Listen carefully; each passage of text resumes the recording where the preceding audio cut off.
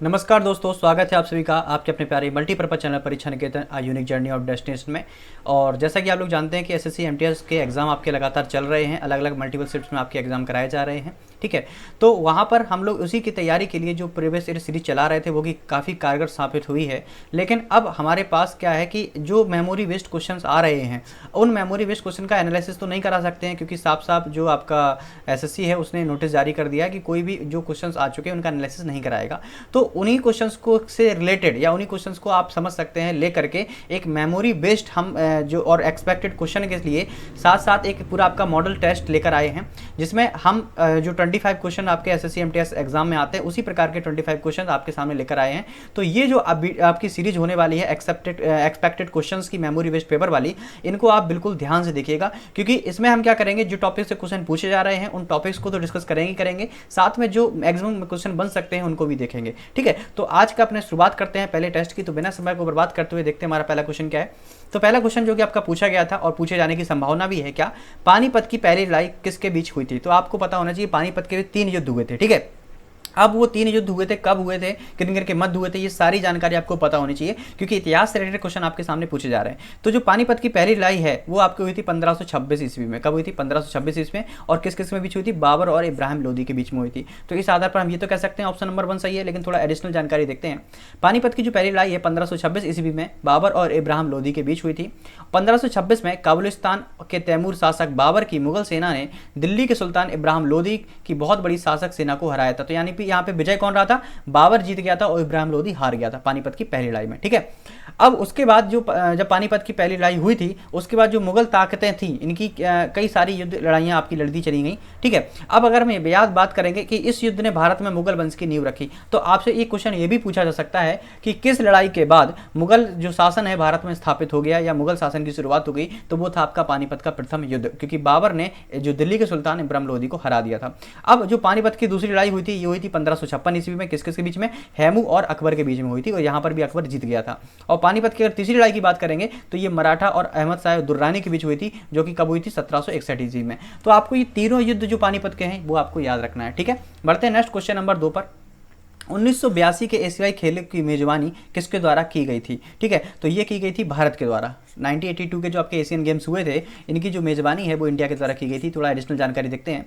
ये दिल्ली के जवाहरलाल नेहरू स्टेडियम में आयोजित 9वां एशियाई खेल था। कौन? 1982 में। ठीक है, और ये तारीख थी 19 नवंबर 1982। और कब से कब तक चले थे? 19 नवंबर 1982 से लेकर के 4 दिसंबर 1982 तक आपके एशियाई खेलों का आयोजन किया गया था। ठीक है, भाग लेने वाले राष्ट्र यहाँ पे कितने? 33 कंट्रीज ने पार्टिसिपेट किया था, और इसमें 196 इवेंट्स हुए थे, जिसमें 21 गेम्स आपके खेले हुए थे। कब? 1982 से। अब आप लोग ये सोच रहे होंगे कि इतना पुराने क्वेश्चन कैसे पूछ ले। तो भैया क्वेश्चन पूछे जा सकते हैं हिस्ट्री, मतलब करंट का जो टॉपिक है उससे हिस्ट्री को जोड़ करके क्वेश्चन पूछे जा सकते हैं आपसे। ठीक है, तो जो 1982 का आपका एशियाई गेम्स हुए थे इसमें 13 गोल्ड मेडल, 19 सिल्वर मेडल और 25 आपके ब्रॉन्ज मेडल को टोटल 57 पदक जीते थे भारत ने, और भारत इसको लेकर के 5वें स्थान पर रहा था। ठीक है, तो ऑप्शन नंबर 1 सही है।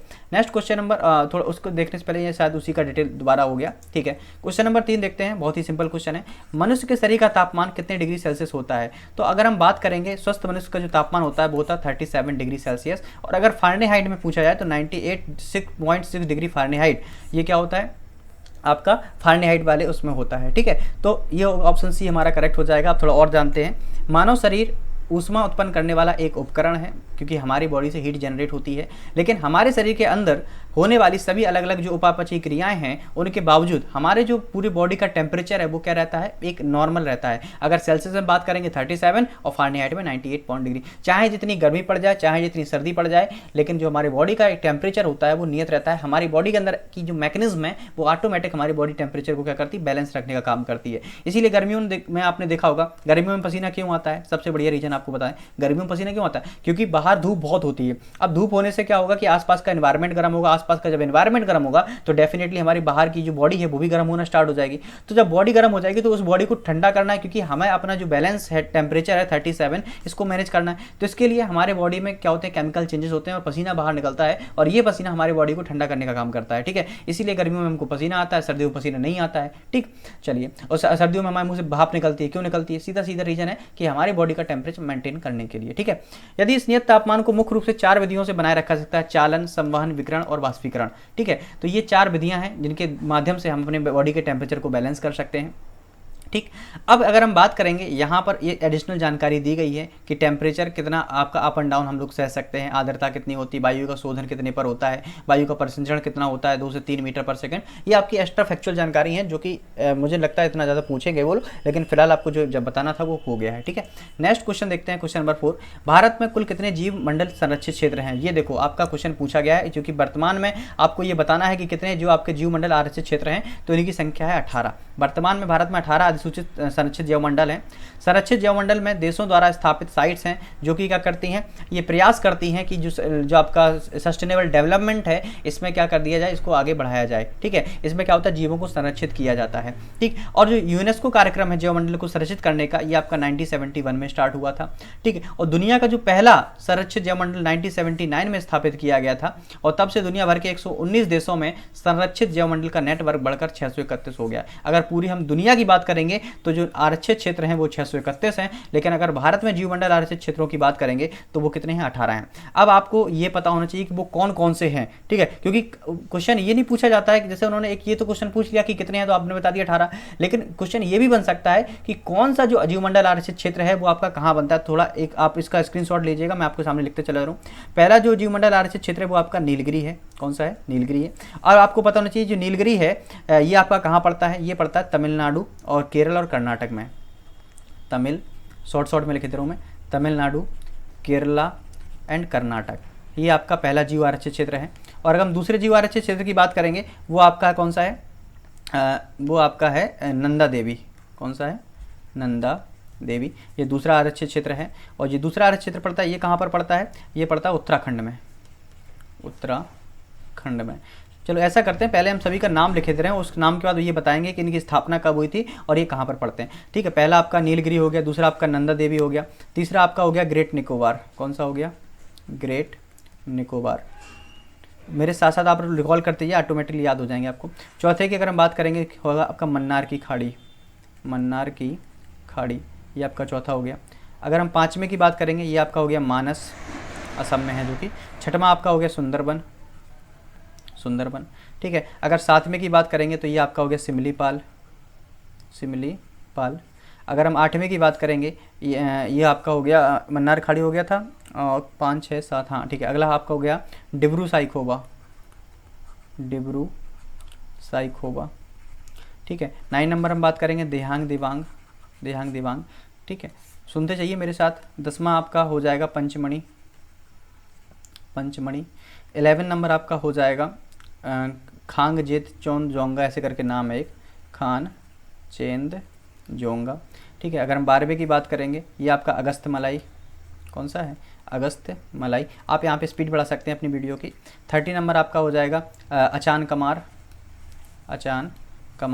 ठीक है, 40 नंबर आपका हो जाएगा। अच्छा, तो ऐसा करते हैं कि मैं आपको इसको डायरेक्टली इसको PDF में आपको प्रोवाइड करा दूंगा, उसमें आप देख सकते हैं कि कौन सा ये काम, क्योंकि इसमें क्या होगा, टाइम हम लोग का ज़्यादा लग जाएगा। ठीक है, मैं ऐसा करूँगा, आपको एक इसकी पार्टिकुलर PPT दे दूँगा कि कौन कौन से 18 PDF दे दूँगा, जो इसमें जितने भी 18 जीवमंडल आरक्षित क्षेत्र हैं वो आपके इनकी स्थापना कब हुई थी और वो कहाँ पर आरक्षित है, एक बार उनको देख के जरूर जाइएगा आप लोग। ठीक है, फिलहाल बढ़ते हैं नेक्स्ट क्वेश्चन पर, क्योंकि इसमें समय ज़्यादा जा रहा है। ठीक है, नेक्स्ट क्वेश्चन नंबर 5 हमारे सामने दिया गया है, आंध्र प्रदेश के वर्तमान मुख्यमंत्री कौन है। ये देखो करंट का क्वेश्चन पूछ लिया, तो वो है आपके YS जगनमोहन रेड्डी, जो कि 17वें नंबर के क्या है, चीफ मिनिस्टर हैं आंध्र प्रदेश के। ठीक है, ऑप्शन नंबर डी सही हो जाएगा। नेक्स्ट क्वेश्चन नंबर आपके सामने 6 है, निम्नलिखित में से कौन सा भारतीय संविधान की प्रस्तावना का हिस्सा नहीं है। तो जो भारतीय संविधान बना था उसमें समाजवाद शब्द जोड़ा गया था, लोकतांत्रिक जोड़ा गया था, पंथ निरपेक्ष छोड़ा गया था, लेकिन संघवाद ये हमारे संविधान का हिस्सा, जो प्रस्तावना थी प्रीमेबल थी, उसका हिस्सा नहीं था। अगर हम बात करेंगे संघवाद भारतीय संविधान की प्रस्तावना का हिस्सा नहीं है, तो विकल्प हमारा चौथा सही हो जाएगा। प्रस्तावना मूल रूप से दस्तावेज में एक परिचयात्मक कथन है, मतलब जो कि हमारे देश को रिप्रेजेंट करती है।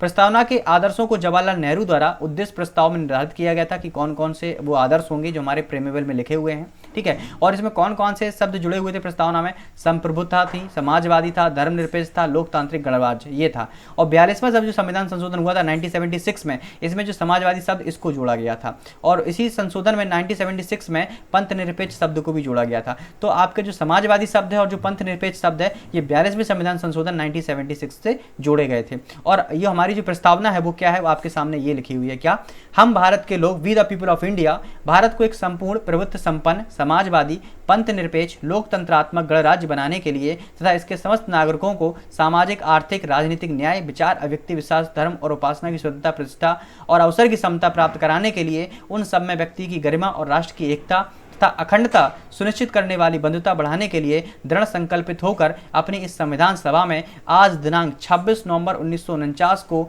इस संविधान को अंगीकृत, अधिनियमित और आत्मप्रवृत्त करते हैं। तो आपको ये पता होना चाहिए कि हमारा जो संविधान बना कितने दिन में था, तो 2 साल 11 महीने 18 दिन में हमारा संविधान बनकर रेडी हुआ था और ये बन गया था 26 नवंबर 1949 को। लेकिन लागू कब किया गया? ये लागू किया गया 26 नवंबर 1950 को। क्योंकि इसी दिन क्यों किया गया? क्योंकि 26 जनवरी 1950 को ये लागू हुआ, ठीक है। और 26 नवंबर 1949 को ये बन गया था। 26 जनवरी 1950 को ही क्यों लागू किया गया? क्योंकि इसी दिन 1930 में हमारा एक स्वाधीनता दिवस मनाया गया था, तो उसी के याद में हम लोग 26 जनवरी 1950 को ही जो आपका गणतंत्र दिवस मनाते हैं और इसी दिन हमारा संविधान लागू हुआ था। बढ़ते हैं नेक्स्ट क्वेश्चन नंबर पर 7 नंबर पे।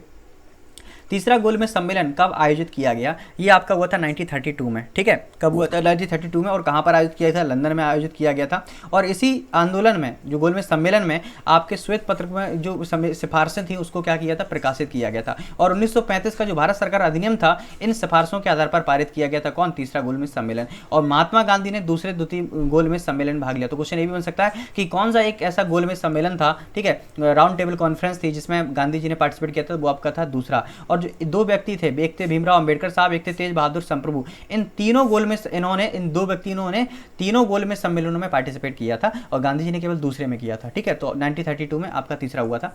नेक्स्ट क्वेश्चन नंबर 8 है आपका, गेर नृत्य जो ज्यादातर राजस्थान के किस समुदाय द्वारा किया जाता है? तो ये जो भील जनजाति है वहाँ की, ये उनके द्वारा किया जाता है। ये कहाँ पड़ता है? राजस्थान का जो मेवाड़ और मारवाड़ क्षेत्र है उसमें ये है। गैर नृत्य पुरुषों और महिलाओं दोनों द्वारा किया जाता है। यह होली और जन्माष्टमी के महीनों की तरह अवसरों पर किया जाता है, ऐसा नहीं कभी भी डांस करने लगे, है ना। और गैर की उत्पत्ति भील नृत्य से हुई है। तो ऑप्शन नंबर हमारा 1 सही है, ठीक है। नेक्स्ट क्वेश्चन नंबर 9 आपके सामने दिया गया है। 16 नवंबर 2022 को वाली में G20 शिखर सम्मेलन के समापन सत्र में किस देश को G20 की अध्यक्षता सौंपी गई है? यह देखना कि 2022 की जो G20 की बैठक कहाँ हुई है, ये जल्दी बोलो, ये आपकी हुई है बाली में। लेकिन अगली जो आपकी अध्यक्षता किसको सौंप दी गई है? भारत को सौंप दी गई है। तो ऑप्शन नंबर हमारा डी सही हो जाएगा। अब थोड़ा यहाँ पे देखते हैं उसके बारे में डिटेल। 16 नवंबर 2022 को बाली में G20 शिखर सम्मेलन के समापन सत्र में भारत को G20 की अध्यक्षता सौंप दी गई है। भारत आधिकारिक तौर पर, यह ध्यान रखना, 1 दिसंबर 2022 से G20 की अध्यक्षता ग्रहण करेगा। समापन सत्र में इंडोनेशिया के राष्ट्रपति जोको विडोडो ने प्रतीकात्मक रूप से प्रधानमंत्री नरेंद्र मोदी को G20 की अध्यक्षता सौंपी। अगला G20 शिखर सम्मेलन 9 से 10 दिसंबर 2023 को अपने भारत नई दिल्ली में आयोजित होने वाला है। ये भी आप याद रखेंगे कि अगला G20 शिखर सम्मेलन कहाँ आयोजित होगा? भारत में। भारत में कहाँ पर? दिल्ली में। कब होगा? 9 से 10 सितंबर 2023 को, ठीक है। G20 यानी ग्रुप ऑफ 20, इसमें 19 देश और यूरोपीय यूनियन भी शामिल है, ठीक है। इसका मुख्य काम क्या है कि जो वैश्विक अर्थव्यवस्था में जो मुद्दे हैं, जैसे अंतर्राष्ट्रीय वित्तीय स्थिरता, जलवायु परिवर्तन, ठीक है, और सस्टेनेबल डेवलपमेंट, इन सब के लिए ये काम करता है। और इसकी स्थापना 1999 में हुई थी। G20 की स्थापना कभी थी? 1999 में हुई थी। और G20 में कौन कौन से वो 20 सदस्य देश हैं वो आपके सामने लिखे हुए हैं यहाँ पे। Australia, Canada, Saudi Arab, America, Bharat, रूस, दक्षिण Africa, Turkey, Argentina, Brazil, Mexico, France, Germany, Italy, UK, China, Indonesia, Japan and दक्षिण कोरिया। ये सब आपके पूरे 20 देश शामिल है, ठीक है। नेक्स्ट क्वेश्चन देखते हैं आपका 10 नंबर। ग्रीनलैंड और साइबेरिया के उपनगरीय क्षेत्रों में निम्नलिखित में से कौन सी जनजाति पाई जाती है? तो ये पाई जाती है एस्किमो, क्योंकि यहाँ ठंडे क्षेत्र हैं। साइबेरिया आपका कौन सा क्षेत्र है? ठंडे क्षेत्र है। और ये हमारा ऊपर अगर हम जाएंगे नॉर्थ इंडिया से ऊपर, तो आपका साइबेरिया जो हमारा हिमालय है, हिमालय के पीछे रसिया, फिर साइबेरिया स्टार्ट हो जाता है वहाँ पे। तो एस्किमो जनजाति ये जो कि पूर्वी रूस है, साइबेरिया, ग्रीनलैंड, कनाडा, आर्कटिक के उप आर्कटिक क्षेत्र में पाई जाती है। एक जनजाति उन लोगों का समूह है जिनके पास एक सामान्य पूर्वज या वंश है। वे अपने स्वयं के संलग्न समाज में रहते हैं और एक सामान्य संस्कृति रखते हैं, मतलब खुद की उनकी प्रजाति है। तो ये आपके उन क्षेत्रों में पाई जाती है एस्किमो प्रजाति, ठीक है। तो एस्किमो कौन सा एरिया में पाई जाएगी? Arctic, Siberia, Greenland. जो एक और चुकजी जहाँ पे जनजाति की बात करेंगे, ये आपका रूस में चुकोस्की जिला है, वहाँ पर पाई जाती है। जो हौसा जनजाति है ये उत्तरी पश्चिमी नाइजीरिया, दक्षिण नाइजर में पाई जाती है। और जो माओरी जनजाति है ये न्यूजीलैंड के उत्तर और दक्षिण द्वीप में पाई जाती है। तो ऑप्शन नंबर फिलहाल हमारा 1 करेक्ट हो जाएगा। नेक्स्ट क्वेश्चन नंबर देखते हैं 11। निम्नलिखित में से कौन सा क्षेत्र अशोक के शासन के अधीन नहीं था? तो अशोक जब शासन कर रहे थे तो कश्मीर उनके अंदर था, गुजरात उनके अंदर था, कर्नाटक उनके अंदर था, लेकिन जो कामरूप क्षेत्र है वो उनके अंतर्गत नहीं था। तो अशोक ने विशाल साम्राज्य पर शासन किया। वर्तमान में जो कश्मीर, कर्नाटक, गुजरात उनके नियंत्रण में शामिल था।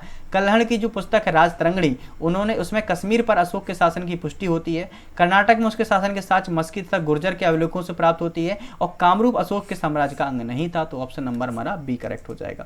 क्वेश्चन नंबर 12 है खजुराहो मंदिरों का निर्माण, देखो स्थापत्य कला से काफी क्वेश्चन पूछ रहे हैं, ठीक है। तो खजुराहो मंदिरों का निर्माण किसने कराया था? चंदेल राजाओं ने कराया था, ठीक है। और खजुराहो के मंदिर दो अलग अलग धर्मों, हिंदू और जैन धर्म से संबंधित है। जो चंदेल राजवंश है 10वीं और 11वीं शताब्दी ईसा पूर्व में इस क्षेत्र में इन्होंने शासन किया था, चंदेल राजाओं ने, ठीक है। और ज्यादातर खजुराहो मंदिरों का निर्माण 885 ईस्वी से 1050 ईस्वी के बीच चंदेल वंश के द्वारा ही किया गया था। तो ऑप्शन नंबर हमारा सी करेक्ट हो जाए। खजुराहो मंदिर किसने बनाया? चंदेल राजाओं ने बनाए, ठीक है। ये और भी जानकारी है। चंदेल मूल रूप से कौन थे? ये गुर्जर प्रतिहारों के जागीरदार थे।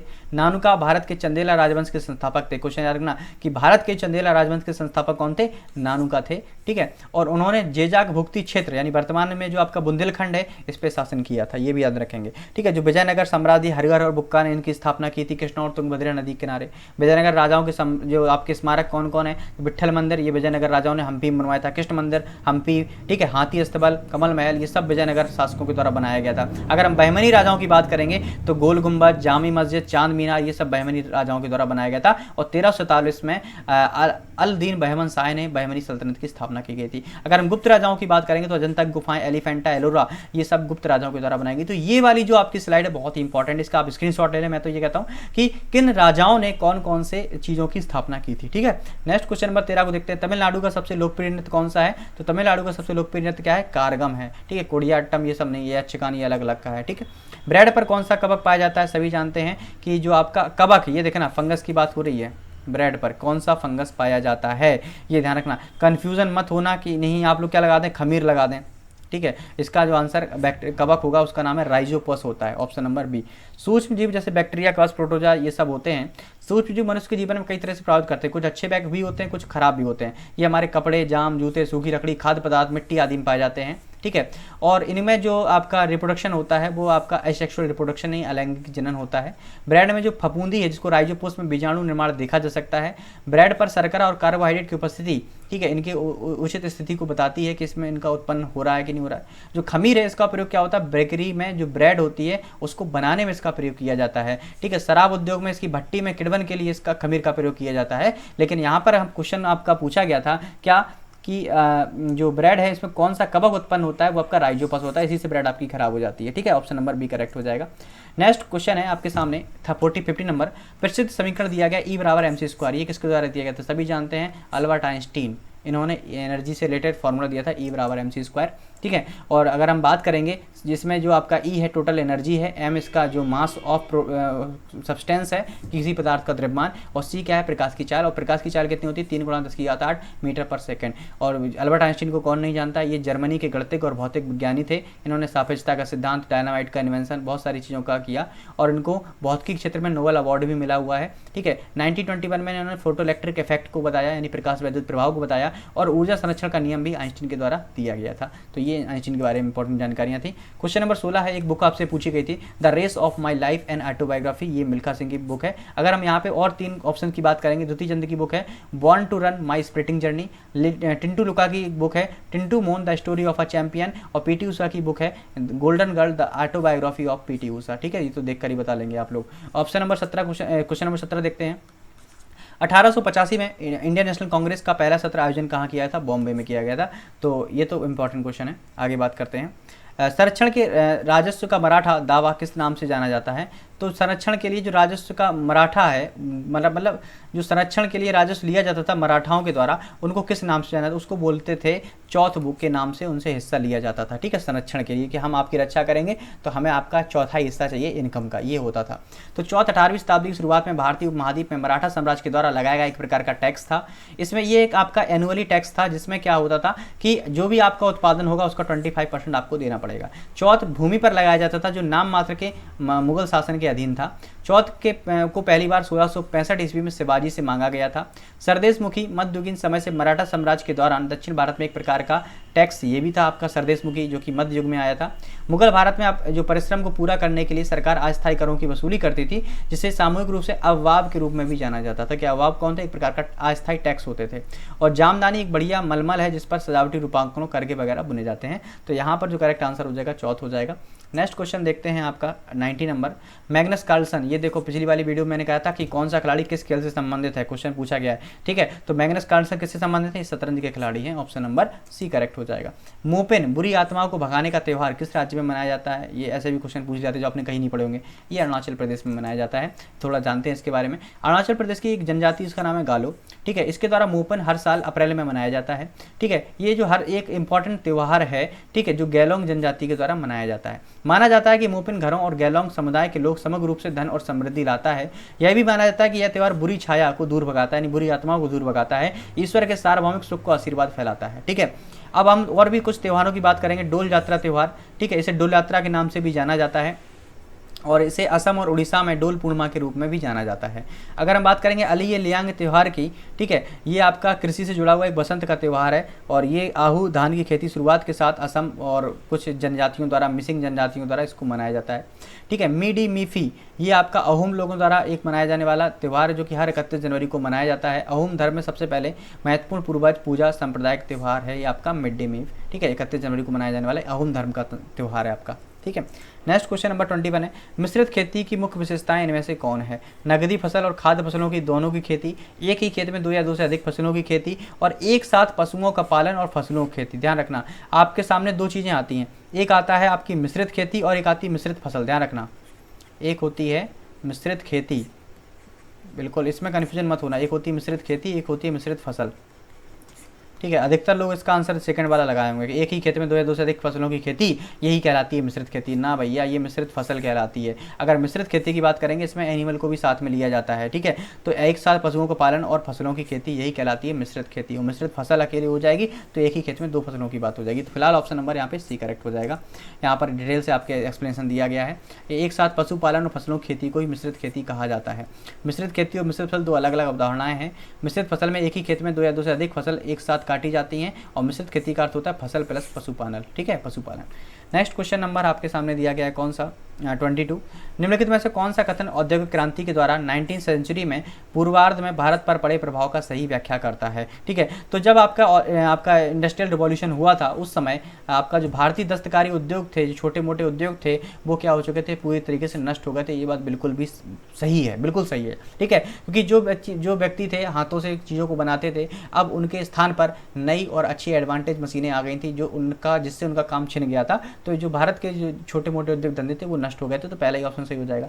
भारत के वस्त्र उद्योग में मशीनों की बड़ी संख्या में प्रवेश हुआ था, ऐसा तो नहीं है क्योंकि अफोर्ड नहीं कर सकते थे इंडियन लोग। देश के अनेक भागों में रेलवे लाइन बिछाई गई थी, अभी ऐसा बिल्कुल नहीं हुआ था। ब्रिटिश उत्पादन की आयात पर भारी शुल्क लगाए थे, कोई मतलब नहीं है।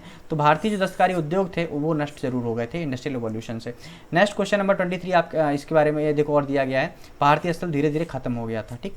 नेक्स्ट क्वेश्चन है आपके सामने 23, ह्यूमन डेवलपमेंट इंडेक्स मानव विकास सूचकांक किसके द्वारा प्रकाशित किया जाता है। सभी लोग जानते हैं राष्ट्रीय संयुक्त राष्ट्र विकास कार्यक्रम, इसके द्वारा ह्यूमन डेवलपमेंट इंडेक्स जारी किया जाता है, ठीक है। UNDP इसको बोलते हैं, संयुक्त राष्ट्र विकास कार्यक्रम। चलिए, तो ऑप्शन नंबर बी हमारा करेक्ट हो जाएगा। नेक्स्ट क्वेश्चन नंबर 24 है, भारतीय संविधान का आर्टिकल 61 ये किससे संबंधित है। इसके अंतर्गत राष्ट्रपति पर आप महाभियोग लगा सकते हैं, आर्टिकल नंबर 61। लेकिन आपको ये भी बताना चाहिए कि राष्ट्रपति के पास 3 आपकी इमरजेंसी पावर है। एक आता है आर्टिकल 352, एक आता है आर्टिकल 356, एक आता है आर्टिकल 360।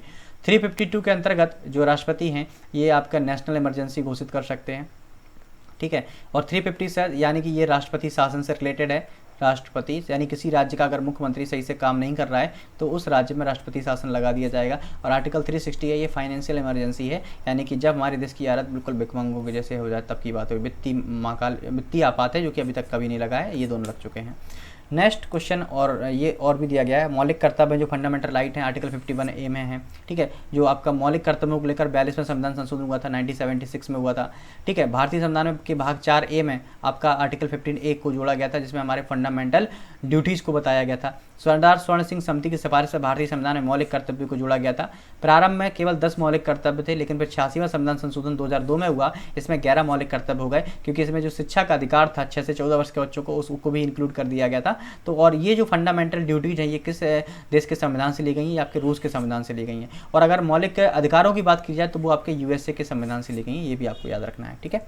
और लास्ट क्वेश्चन आपका 25 of this model test paper, memory based paper, budget 2023-24 के अनुसार नई कर व्यवस्था के लिए छूट की सीमा क्या है? तो वो है आपकी 7 लाख रुपए कि जो इसमें आप क्या कर सकते हैं, इतने प्रकार से टैक्स को छूट पड़ सकते हैं 7 लाख रुपए को, ठीक है।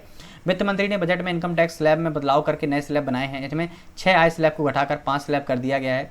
वित्त मंत्री ने नई कर व्यवस्था के तहत आयकर छूट की सीमा को 5 लाख रुपए से बढ़ाकर 7 लाख कर दिया है कि अगर आप 7 लाख तक की इनकम है तो आपको टैक्स नहीं देना पड़ेगा। वर्तमान में 5 लाख रुपए की आय वाले कोई आयकर नहीं देते थे और वित्त मंत्री ने नई कर व्यवस्था में छूट की सीमा को बढ़ाकर 7 लाख रुपए करने का प्रस्ताव किया है। इस बीच सरकार ने नई कर व्यवस्था में उच्चतम अधिभार दर को 37% घटाकर 25% कर दिया गया है। मध्यम आय वर्ग को राहत देने के लिए भारत को शुद्ध कर राजस्व का 35,000 करोड़ रुपए का नुकसान होगा। लगभग 38,000 करोड़ रुपए का राजस्व प्रत्यक्ष करों में 37,000 करोड़ रुपए और अप्रत्यक्ष करों में 1,000 करोड़ रुपए माफ कर दिया जाएगा, जबकि लगभग 3,000 करोड़ रुपए का राजस्व अतिरिक्त रूप से जुटाया जाएगा।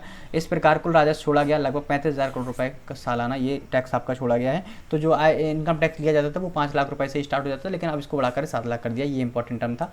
तो दोस्तों ये हमारी एक मेमोरी बेस्ड पेपर था जिसको हमने डिस्कस किया, तो इसको आप जरूर देख के जाएं। इनसे रिलेटेड जो टॉपिक आपको खुद समझ में आ रहा है कि इनसे जो क्वेश्चन बन रहे हैं उनको एक बार जरूर देख के जाएं, अगर आपका आने वाली सेट में पेपर है, जो कि आपके लिए वैसे भी हेल्पफुल होंगी। मिलते हैं अपने नए इसी प्रकार के एक ऐसे मॉडल टेस्ट में जो आपको बहुत हेल्पफुल होगा, ठीक है। मेमोरी बेस्ड जो क्वेश्चन मिलते हैं उनसे ही मिलकर के ये टेस्ट आपके तैयार किए जा रहे हैं, तो बिल्कुल ध्यान से देख के जाइएगा, ठीक है। Thank you.